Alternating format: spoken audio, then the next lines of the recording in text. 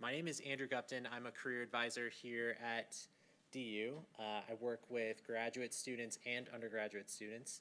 And I'm just so thankful for you all being here this morning.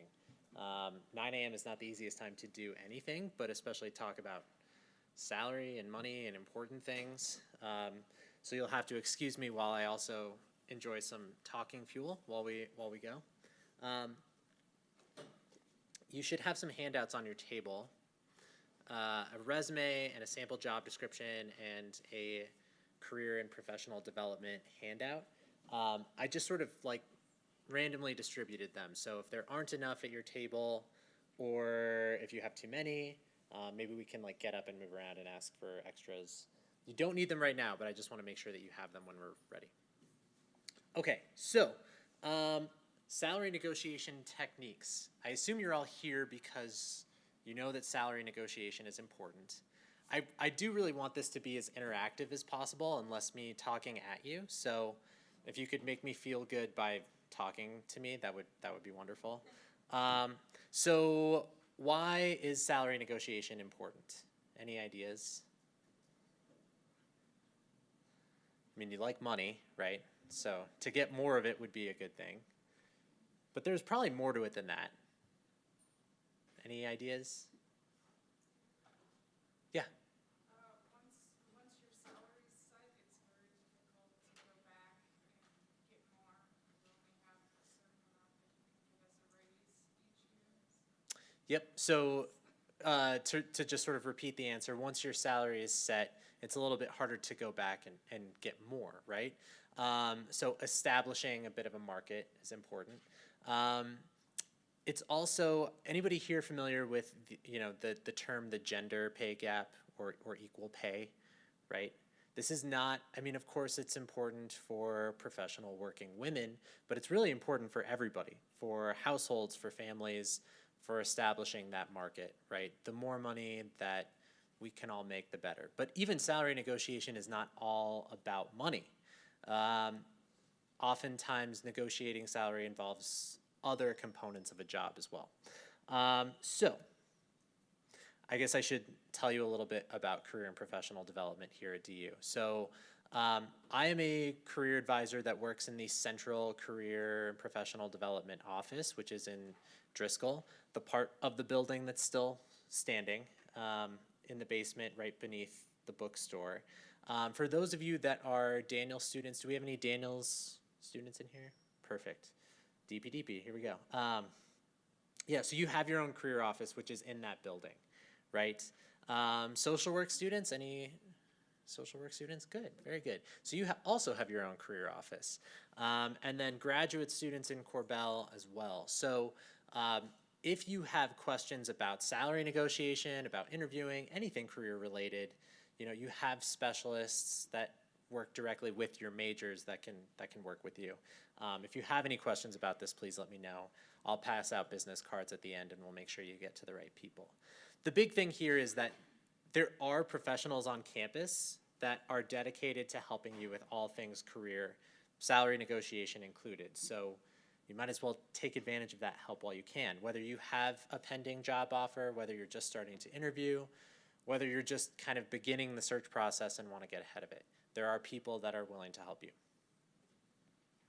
Okay, so this is the question I asked in the beginning. Why negotiate?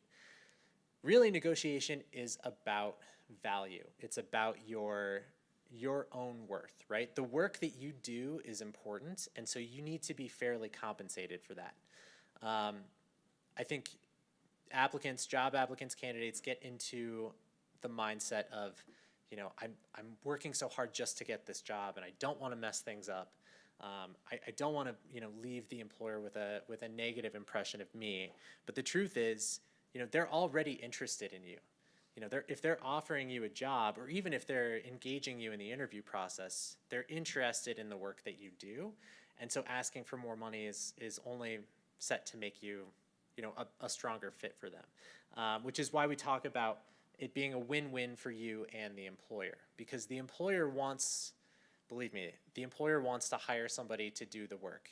A vacancy is not a good thing for an employer. So they want someone to do the work, but they want someone who's talented and who's going to be a happy, content employee. And so if you negotiate a higher salary or if you negotiate benefits or something along those lines, and you are happy and content in your job, that's going to be better in the long run for them as well. We talked about helping to establish the market. This is, very dependent on the industry and the type of job. But, in the long term, the more that we all negotiate, the more valuable our positions become. And again, this is, kind of everybody's in it together. And then ending the gender pay gap. So this is important work. It is, I will tell you it's a real thing. I don't have any statistics included in this particular presentation, but it's real for not just women, but women of color, across the board, not just here in the US. Some countries are actually working very hard to eliminate this and are making huge strides. But again, it's also not just important for women, but for men, families, everything else. Okay, questions about any of this? Okay. So negotiation is a mindset. I talk about, right, like, how hard is it to get to the offer stage of the interview process? You probably apply for hundreds of jobs. You maybe get a handful of interviews. Maybe some of the interviews go well, maybe some of them don't. You're nervous the whole time. You're putting on this huge performance, and then you get to an offer stage and you're like, oh, I've done it. I'm ready to be done. But this is important work. I guess I meant for these to be animated. When should you start preparing for your negotiation? Before your first interview, right? Okay, that sounds a bit early, right? Does anybody know why you should start preparing that early on?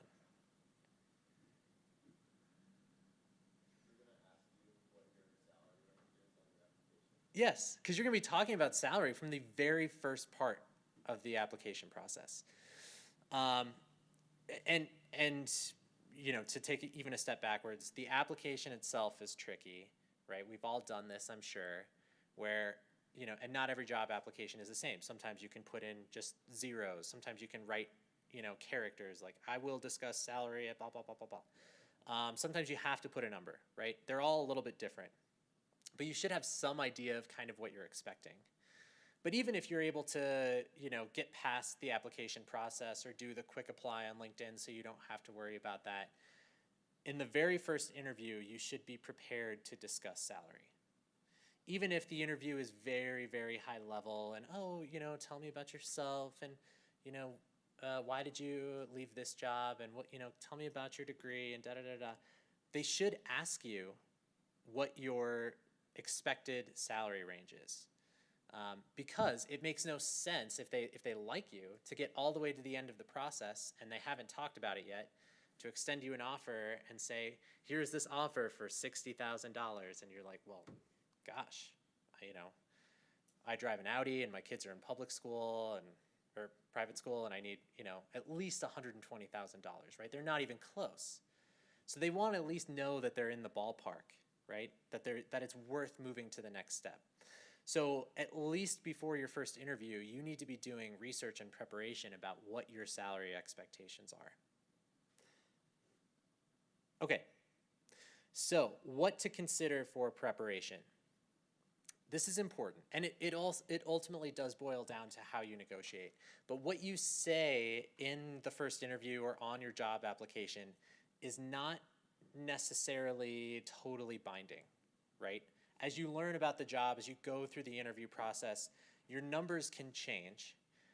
But I think initially this is sort of how you develop that kind of set range for negotiation. So I like to refer to this as what do you need and what do you want, right? Your budget is kind of what you need, right? So your expenses, all of your bills, fixed expenses, variable expenses. Let's talk about examples. Does someone have an example of a fixed expense? Yes. Rent, right?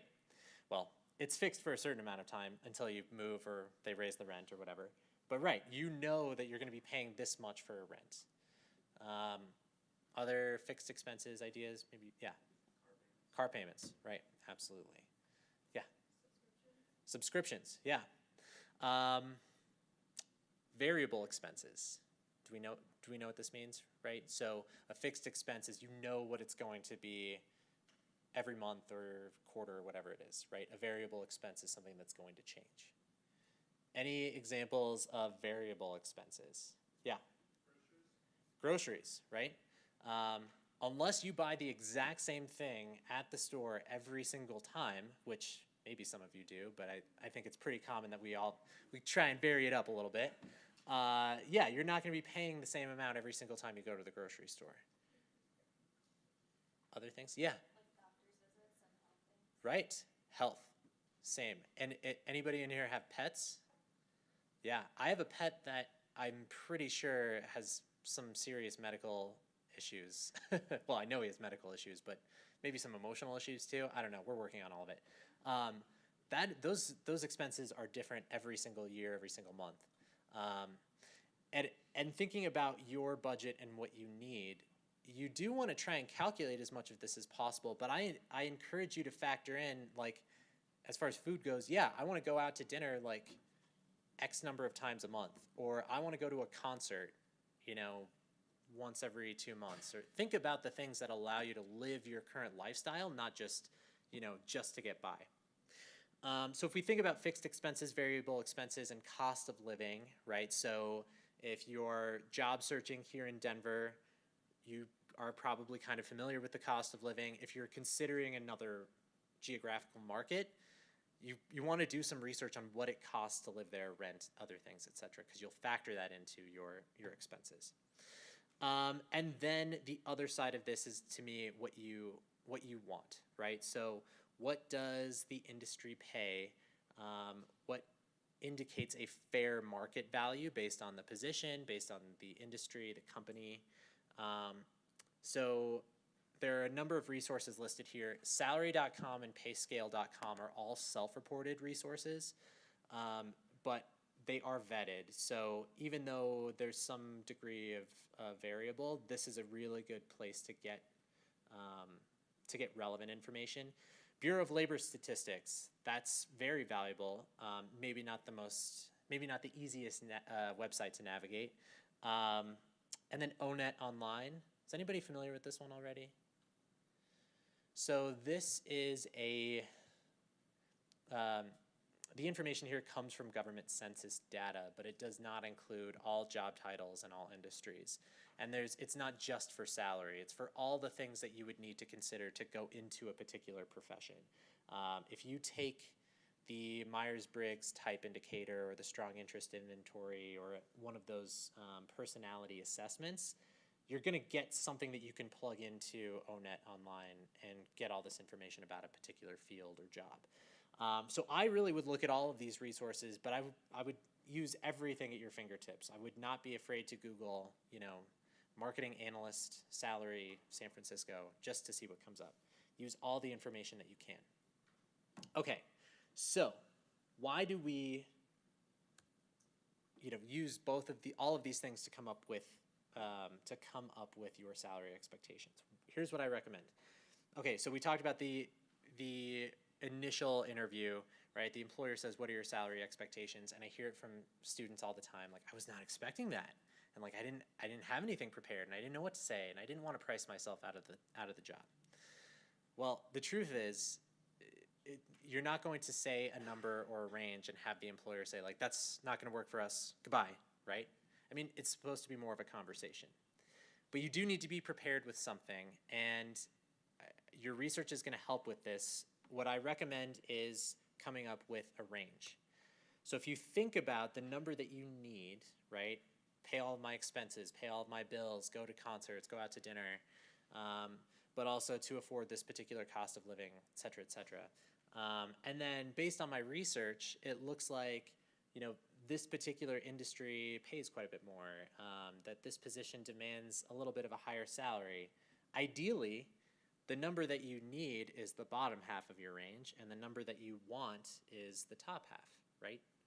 So, gosh, I need $60,000 to get by, to live the life that I live, but my research tells me that I could earn somewhere from 70 to 75. So when they ask me what my salary expectations are, I'm gonna say I'm targeting somewhere between 60 and 75,000 a year, right?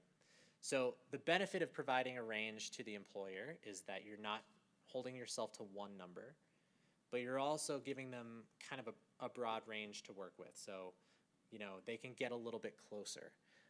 It also indicates your flexibility. So an employer is going to want to know that, right? Gosh, we have to hit this one number, or it looks like he or she has a larger range that we can work with. It's really up to you, and there's not one. It can be as wide a range as you want, and it can be, you know, a narrow range. It really all just kind of depends on your style and the specifics of the job. So you're doing research. You're coming up with numbers to provide to the employer. Flexibility is important, so you might provide the range and then just remind them, you know, but I'm flexible. I'm open to conversation, and understand that it is a conversation. They know they want to be close. And again, this isn't binding. Just know that if you learn more about the job as you move forward, there's opportunity for you to negotiate later on once you get an offer. Okay. So, you know, my background has not been all in higher education. My work before this was on talent acquisition and the recruiting side.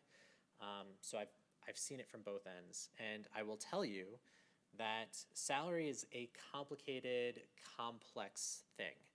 A salary range is really not a very accurate or total indication of what the salary or compensation possibilities are for a particular job. For most companies, there's a salary band for a graded position that can be, you know, anywhere from like 40,000 to 90,000 for a particular position. That's not what the employer is going to share with you, and primarily it's because if you know that 90,000 is the top, obviously that's what you're going to say you need. And employers want you to get what you want, and they are not trying to pay employees at the low to middle part of a salary band. But the truth, it's not because they're stingy. The truth is, you know, they want you to grow within a role, right? So remember the idea of you need to be happy to be a successful employee and for this position to go well. If you are paid at the very top end of a salary band, there's likely no room for you to get merit increases, bonuses, when all of your peers will get that, and then you'll be upset and you'll want to leave. So employers want to pay you what you want and what you deserve, and likely they expect negotiation, but they're probably not going to make an initial offer at the very, very, very top of a salary band. Right. So you want to be fairly compensated and you want to be happy, and that's what they want for you too. Okay, so let's work with the handouts that you have there. So most of you should see a job description and a sample resume. Let me know if you all don't, if somebody doesn't have that information, and I can make sure that you get it. We all got one? Oh, okay. Somebody at their table have an extra resume? Should be DU grad. I'll chuckle at my own creativity. Okay, are we all set? All right, so here's what I want you to do. So this fake person, DU grad, is she's a student at the University of Denver. She's a graduate student in the cybersecurity program, and she's applying for a cybersecurity analyst position. I think that job description is not actually for PricewaterhouseCoopers, so maybe there's a little inaccuracy there. So with all the information that you have, right, I'm including a graphic here actually this is from PayScale about some of her salary research, and then you have the job description, and you have her resume. So what I want you to do is work with your table and think about what are the things that she's going to need to do to approach this. And I understand that you're not going to have necessarily like her own expenses and her cost of living, right? So there's some variable here, but I want you to think about how she should approach offering her salary range, or her expected salary range.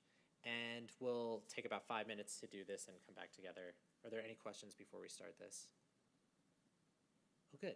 Okay. Excellent. So go ahead, feel free to discuss, and we'll come back together in like 5 minutes. All right. So let's talk about it.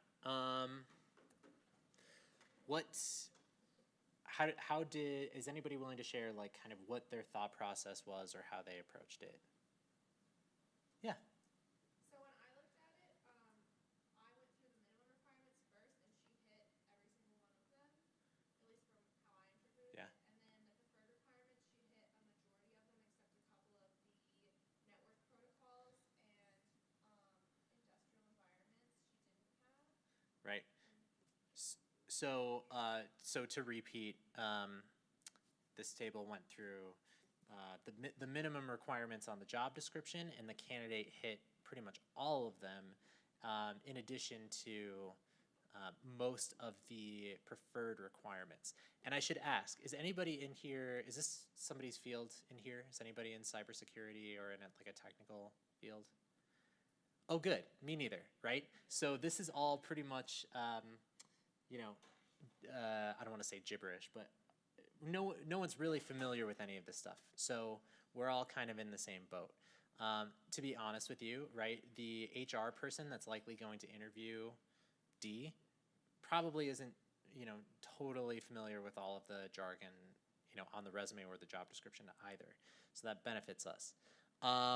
Okay, so she's a good fit for the position as far as we can tell based on minimum and preferred requirements.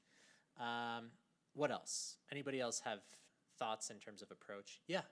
We did more of like a holistic look. We looked at sort of degree requirements and kind of tried to figure out, okay, they just need a bachelor's degree, maybe it's more like an entry-level position, and she has a master's and 6 years of relevant experience. So we thought she could really leverage that because it seems like she's a little bit overqualified.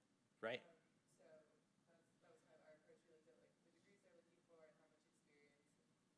Good, perfect. So she seems a bit overqualified based on education level and years of experience, right? This position requires a bachelor's, she has a master's, she has 6 years of experience. So these are all opportunities for her in the negotiation process. Did anybody have a range that they came up with? And we can go back to this graph, or this graphic here. Yeah. Oh.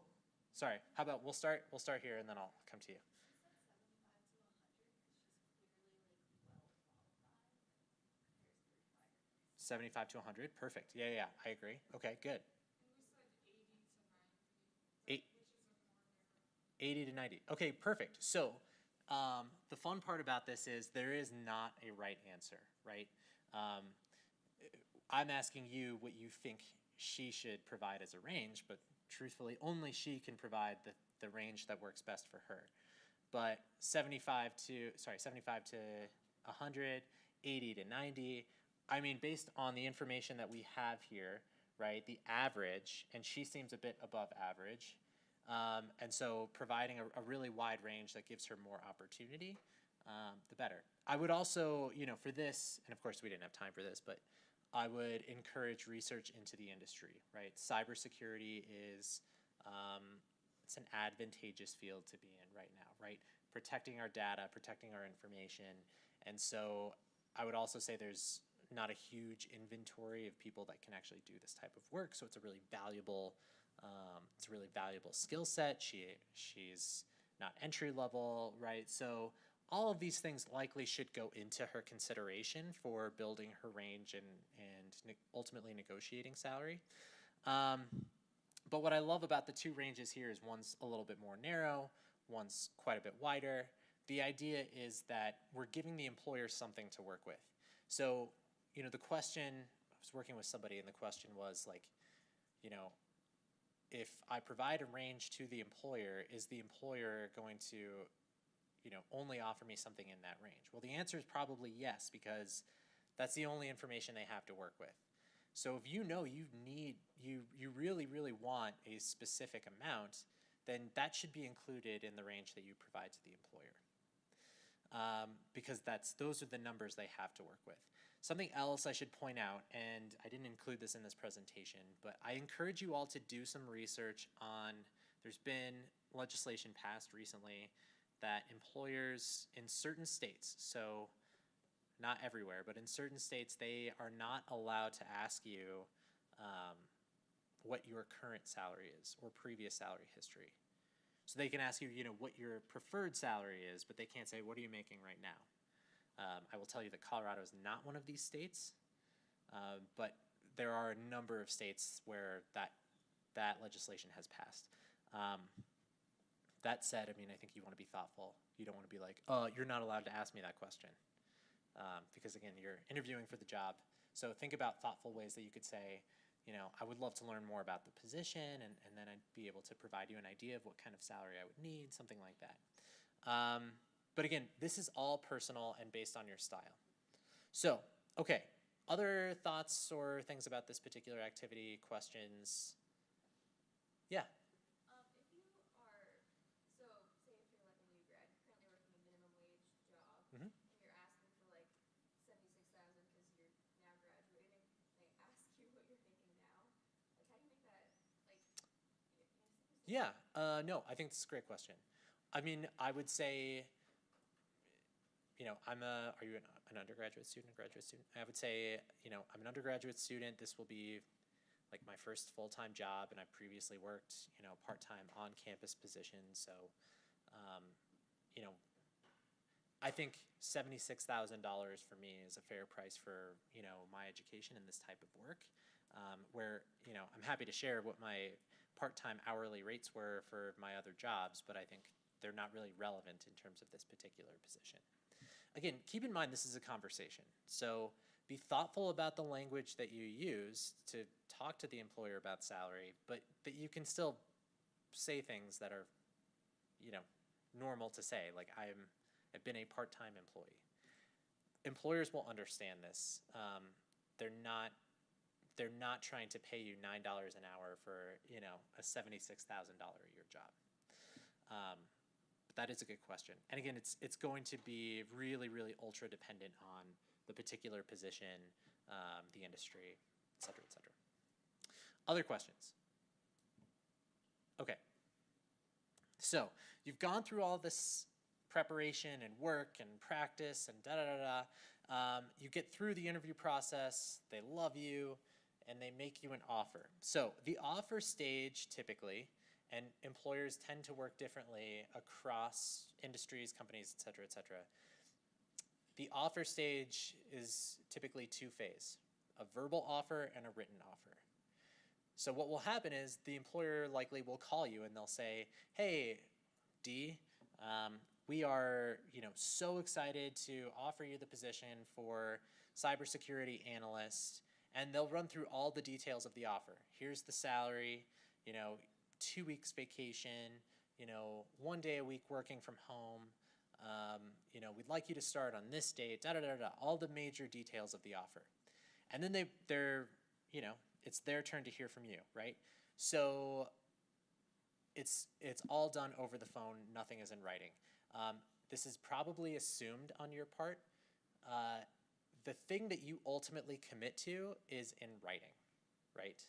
So if there are details about the offer, they'll likely send you an offer letter with all of this stuff written that they want you to sign and send back. That's what you need to pay really, really, really close attention to, because when you get the verbal offer, you're going to be excited. Maybe you're driving somewhere, you're walking your dog, you're just like excited to have the conversation. And that's fine. You could, in the moment, you could even say like, oh, this is wonderful, like I'm so excited to get started. But you haven't committed to anything until you've literally signed the document and sent it back to them. That said, I do want you to try and control your emotions and not commit to anything until you've had a chance to review all of the details, right?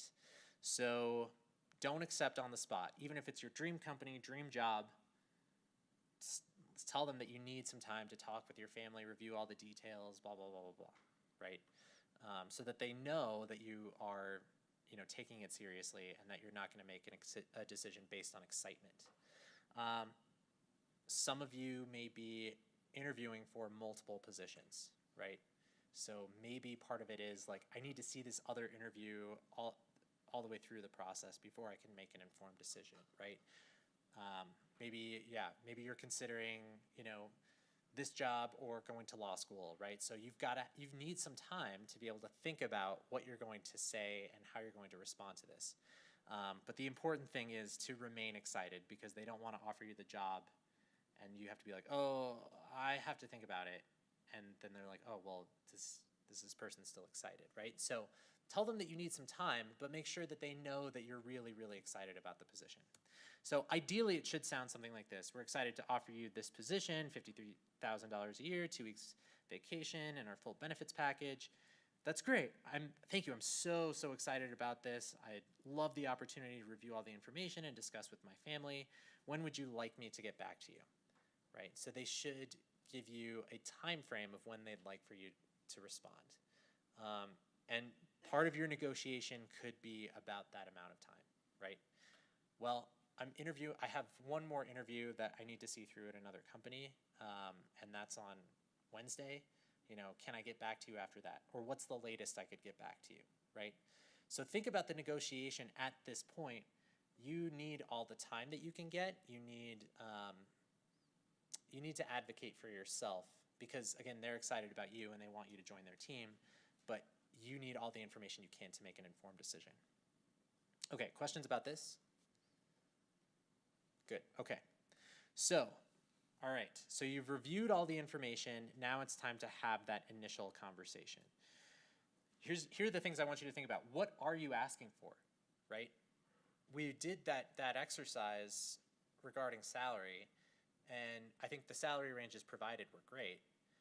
If we know that the general average is somewhere around 75 to 100, 80 to 90, that all makes sense. The person says, I need $160,000 a year. That's not really going to be an effective negotiation, because you're kind of overshooting a little bit, right? Typical negotiation, I think, I want 100, then the employer offers 80, and then you meet in the middle, right? So you don't want to overshoot, because it's going to be hard to make that negotiation effective. So think about what you're asking for and if it's reasonable. The reason that this is so challenging for people and that we don't want to do it is because talking about money is uncomfortable.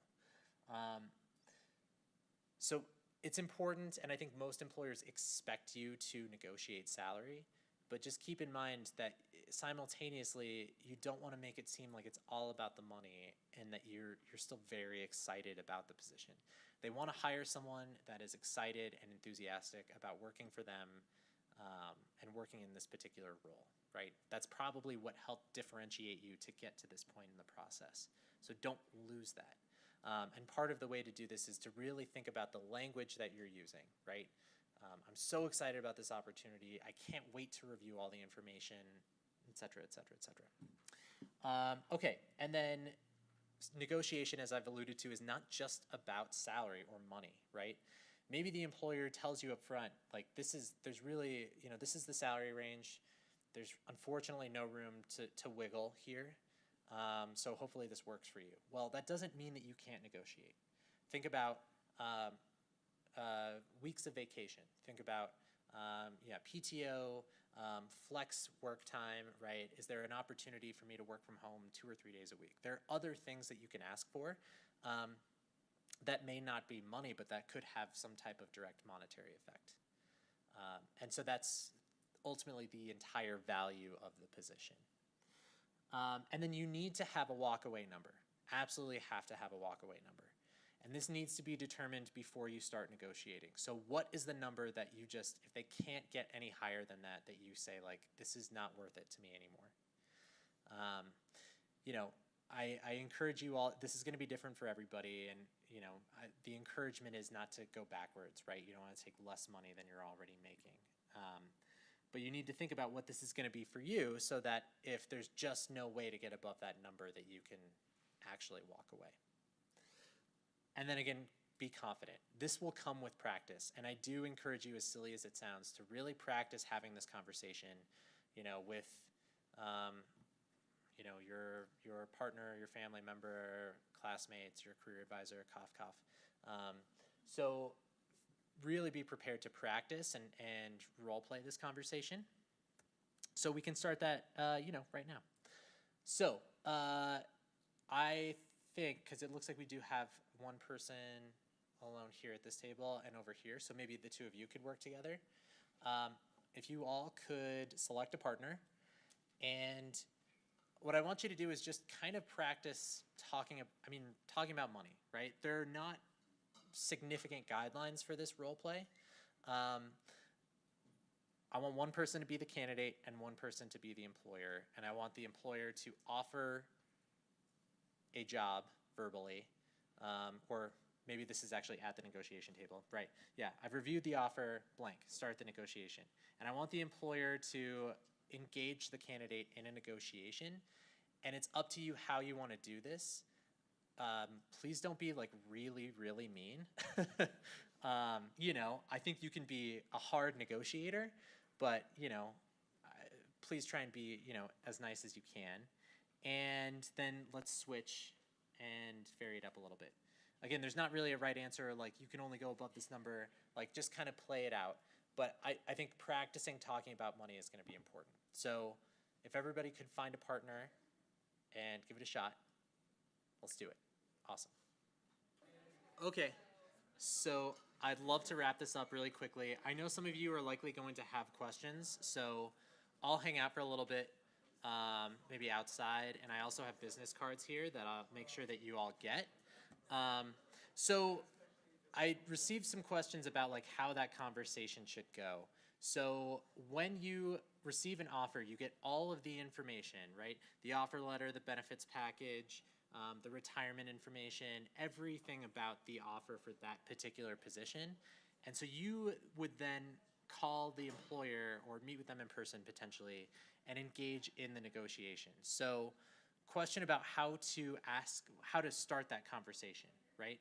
I might say something like, I'm curious if there's any flexibility in this particular number, right?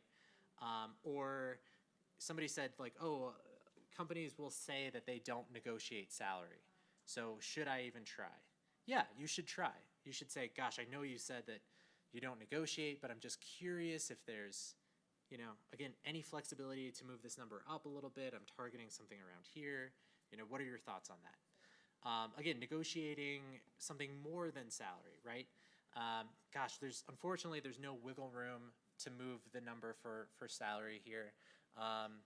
Well, you know, I'm curious about vacation. It says 2 weeks vacation. Is there any potential to get a little bit more than that, right? Or what, you know, can you tell me about the opportunity maybe to work from home or, you know, to work remotely, right?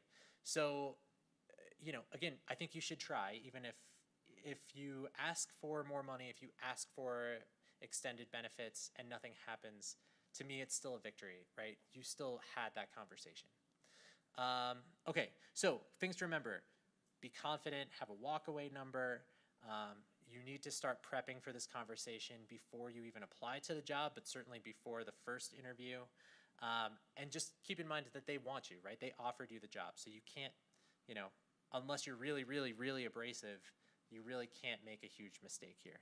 And then, of course, practice. So I'm getting the light, so my time here is through. If you have questions, I'll just be on the other side of these doors, and hopefully you all will stay for the next one. So thank you very much.